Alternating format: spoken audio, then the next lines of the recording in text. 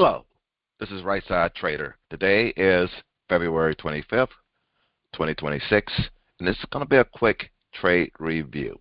This is all for educational purposes only, no trade recommendation, because as we all know, trading is risky. You can lose money at trading, so please check with your financial advisor. Please check with your significant other and make sure trading is something that is suitable for you. Today I traded the SPY instead of the NASDAQ QQQ. Just want to change it up a little bit. The SPY looked pretty bullish, as you can see on this chart right here, how it's got that nice trend up early morning, pre-hour and all. So I was looking to trade this morning. The thing is, I'm going to talk about what I'm going to mention here. I traded options. Number one, options can be risky if you don't know exactly what you're doing and understand what you're doing there with options and all. Usually buying options is not for me. Buying options is all based on what I see on the chart. Selling options, I prefer selling options and selling spreads, credit spreads. I do that a lot. I'm doing that more now, seem like. But I do buy based on what I'm seeing at times.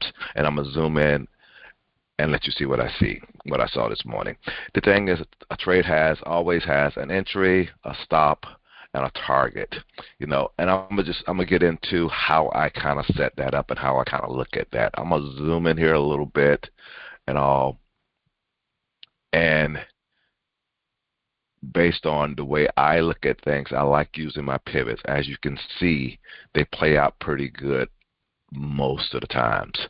But I got into this trade a little bit early. My entry should have been down here. I should have waited a little bit more, but I didn't. And number one. The other thing is, on my exit, I was expecting it to come back up here near this top, and it did finally come back up here to this top, and that's where I did get out at, somewhere near this top, not up here, and that was that. With my entry being down here somewhere, my stop is usually, I can set my stop somewhere down here in this area down here where it had a demand before, and it doesn't break out of this area again. So I did a couple things. I did a lot of things wrong. I got kind of impatient and got into the trade a little bit early because I got in on this candle here and didn't wait for this candle here to form and this stuff down here to form. When I'm saying this stuff down here, I didn't wait for this down here to form. That would have been a better entry. It would have been right at my that's a resistance 1 line, because the market had gapped up a little bit and all. And I did a lot of things wrong and all, but it still worked out again because I'm patient. I realized that we got a bullish trend going on, and the market does. This is what we call in the Qs. We see these W patterns like this all the time.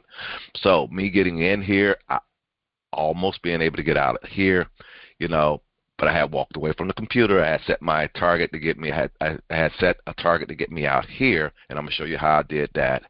And I had set an alert once I was in this trade and it had came down here and started making these bottoms. I had set a bottom down here and all. It did go off on this particular candle here and all, but I looked at it, and I always give myself that 5-minute panic rule, and after the 5 minute, I saw this thing was on its way back up. So I was okay. So now, how did I set all this stuff up that I'm talking about? I set this, I set that, I set this. I'm gonna show you some of the little tricks that I do, and let me delete all this.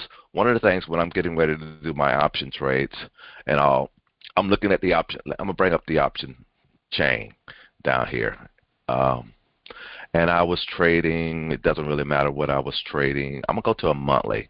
A lot of times I like trading the monthlies and stuff, and I'm usually trading right at the money and all. The price here you can see is 1030, but if it's trading right now at, say it's trading, I see it trading at 10. I see it's trading at, it's trading around $10.50. I say I want to make 50 cents on that trade. I go ahead and I know this is about where I want to get in at, and I'm looking at the prices of the options themselves. You can see it as I'm putting over my cursor over here. You can see the prices down here. So then I know, okay, I want to make 50 cents on this trade. So where does it need to go in order for me to make 50 cents on that trade? I'm gonna do a right click on here, I'm going to say sell single, and I'm going to make it 50 cents higher. And price, I'm going to have to maximize the screen right quick where we can see all this. Price, I want it to be 50 cents higher, so I'll put it roughly at $11 where I'm going to need to get out at. And I'm going to do I'm always change it down to one contract, because all I'm doing is marking a place on the chart where I want to get out of this trade at. And I'm going to do a confirm and send on that. The order will not execute because it's above price where I actually want to get out at.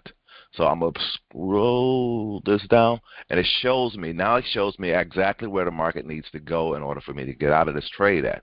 And me, if I was actually really trading this, I would be okay with this, because again, I see it's below my resistance 2 line. If I was expecting the market to go to that resistance 2 line, and I always get out of my trades a little bit earlier, and I'd be okay with that, because I made the money that I wanted to make on the trade, the 50 cents that I want to make on the trade. Plus, it's below a level where I think the market could go if it's going to go there today. And these are daily SPE pivots and all. So that's one of the things that I do. Then for my stop, what I do is I usually I'm going to go ahead and resize this. So that's my target. That's 50 cents above where the market is actually trading at right now. The market is trading at 1050, 1051, and this sell is set up. If I do a cancel and replace, you're not going to be able to see it even there. So let's just put that back down. You saw me set that. Maybe I can see it here. You can see it right there. It's $11 where I have that set at. Now the next thing that I do, sometimes I might do all this before I even get into the trade, because I want to see is the setup look good enough for me to actually trade this. Now, if I'm going to enter the trade based on where it's at, based on what I'm seeing here on the chart right now, I'm going to zoom in a little bit more here in this area right now. What I'm seeing, I'm on my 5-minute chart, and I see this thing is making this little handle like right up here. It's doing, some people call this a bull flag or whatever. And that right there might have almost stopped me out already. So I'm kind of being patient. That's the thing that you usually get, these type of candles that'll stop you out. If, again, these people are getting in based on this bull flag and thinking this right here is ready to go. And you got that confirmation candle. You're waiting on that confirmation candle to say, okay, my trade is good and I'm ready for it to go up. I would set my target. I'll set not my target, my alert. I can set it on the bottom of this candle right here, or I set it on the bottom of this candle right here. I'm gonna set, but in either case, it would have got triggered, and then that's where you go into your I go into my 5-minute panic rule. So I'm gonna go ahead and set an alert right here, and it's got to be below, at or below. I usually like just putting below, and I go create. So now my stop, and again, I don't like putting a stop in, because this is what the market does. It'll go down there and stop you out and then go off in the direction that you want to go. The thing is, you can end up taking a little bit more of a loss than what you really may want. Again, that gets back to you got to position yourself. That position size has to be right based on what you are willing to lose on this trade if it doesn't go in your way. So be careful about that. Don't trade too big, and don't get where, again, because the position is too big, as soon as something happens like this, like what just happened there, you're out of that trade. Now I have the trade all set up where I'm waiting on the best buy. I'm looking at my prices down here, and I know this is the bid and the axe down here that I'm looking at. I see 45 and I see 40, and I see it's dropped down quite a bit. It's 5 cents actually lower than what I was looking at earlier. And I know I got a little time up here.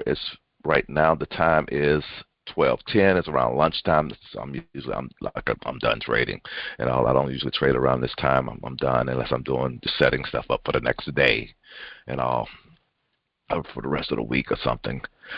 But this is where I'm watching these prices, and I'm trying to see what's going to be a good price. And I go ahead and take this at 45, and now I'm going to go ahead and do my trade itself. My thing defaults at 10 contracts, whatever price this is at right now. I'll take that, and I'm going to go ahead and throw that out there. As you can see, I'm doing 10 contracts, and it jumped already to 1048 is where it's going to be getting me in, trying to get me in at. And place this trade for 10 contracts at $10, that's $10,000, you know, for that particular trade. So let's go ahead and do this, boom, and see if it actually gets us in. There, I'm in. But now I'm in this trade, and I have everything pretty much set. And I'm set to where if this market drops down to here, at this point right here, I know I need to be out of this trade. Or I can see, number one, I'll bring this down a little bit more and more and more. I can see where the market has to go in order for me to make the money that I want to make on this trade. And and I want to make 50 cents on this trade. So making 50 cents on the trade with 10 contracts is like $500 and all. So that's it, and that's how I like setting my trades up. I have my stop alert in place. I have my target price in place, and I'm just watching why this thing is consolidating here, or making. If I change the chart up a little bit more, you can see that we got a little bit of a handle here. I'm okay with this, how this market is doing, because overall I believe the market is in a bullish trend, and I believe maybe, just maybe, it can make it all the way up here to a resistance 2 mark today. The SPY moves a lot slower than the Q, so it probably would take another half hour or hour to get there, and if it's going to get there at all, you know. But that's pretty much it. That's pretty much how I kind of look at it. That's how I kind of look at getting into these trades and setting these trades up. Is I'm looking at the overall trend. I'm looking for my setup that I did earlier this morning was back over here bouncing off my pivot. Right now I'm kind of like I'm in my no man's land and stuff. So again, that's why this is just for educational purposes only. It might be a second trade here, but because again, there is room to. This is almost at a 50% point between these two pivots. There is room for this thing to go up if it wants to go up to here. So that's okay. But back to it. I got my stop level set. I'm in an area where I don't mind entering this trade and all, while I was looking at my option prices, and I have my target set that I'm okay with. And right now I just kind of like sit back and wait. And as we can see, this trade is kind of like still just hanging out right in that same little area where we got in at. And I can just click on this right here, and we can see we got in at 1047. And this trade is still hanging out here at 1054. So again, at 1057, that's $100. If it goes up another couple of pennies or so, you've made $100 on this trade. The spread is kind of wide here on these options out here. You've made $100 just that quick, And there, it's beginning. It looks like it wants to come out of that area and wants to go higher. So you have to just be patient and wait and see what actually happened. But these options definitely are not moving that much, And like I said, the SPY, I usually don't play the SPY, but I did play it this morning, and it did okay, I prefer trading the Qs, but I said I try a SPY trade, but something a little bit different, since it seemed like it's in a bullish trend, but like it's trying to move up. And let's go back here to the day chart. Let's take a quick look at the day chart, and we're going to wrap this on up. Here, day chart, boom, zoom in. We gapped up, and as we can see, we had kind of like a bullish piercing pattern from the previous day. We actually gapped up this morning. We had a bullish piercing pattern. We gapped up, created a gap. It's late enough in the day, look like it's not going to come back down here and try to close this gap. So it's going to do a gap, what I call a gap and go. And I'm already across an R1 level. Now the thing is, will it reach an R2 level or get close to that R2 level? So that's the trade. That's the setup.